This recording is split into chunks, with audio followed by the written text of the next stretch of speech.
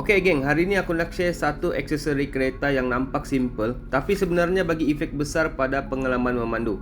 Kalau korang jenis yang tak suka kereta berbau hapak, bau makanan ataupun nak bagi kabin rasa lebih premium, mungkin produk ni boleh jadi pilihan guys. Ini ialah Vanzo Smart Car Diffuser dan bau yang aku pilih ialah Secret Musk. First kali apa yang aku suka ialah design dia guys. Nampak kemas, moden dan tidak nampak murah bila letak dalam kereta. Yang menariknya, diffuser ni ada beberapa tahap semburan. Jadi boleh pilih sendiri sama ada bau ringan ataupun lebih kuat ikut keselesaan masing-masing.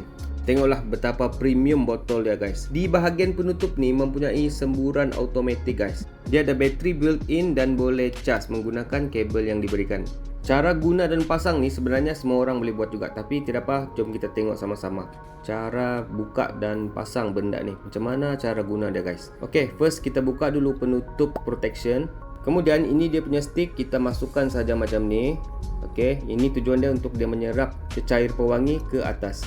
Kemudian bolehlah tutup seperti biasa. Tapi macam ada sedikit kesulitan guys, mungkin salah pasang. Okey, macam ni cara pasang yang betul. Stick tu kena masukkan dulu ke bahagian penutup. Kemudian barulah masuk ke dalam botol dan pusing. Okey, siap sedia untuk digunakan. Okey, untuk pertama kali hidupkan benda ni, nampak button power atas? Yang ni touch sahaja macam ni, kemudian dia akan keluar semburan yang pertama. Okey, diffuser ni sudah start berfungsi guys. Sekarang lampu dia warna biru. Okey, seperti yang kita cakap tadi, dia ada 3 stage. Biru, hijau dan merah. Lampu biru bermaksud setiap 1 minit dia akan sembur, hijau selang 2 minit dan merah selang 3 minit. Dan semburan pula selama 3 saat. Oh ya, sebelum tu lupa, nama pun Smart Car Diffuser.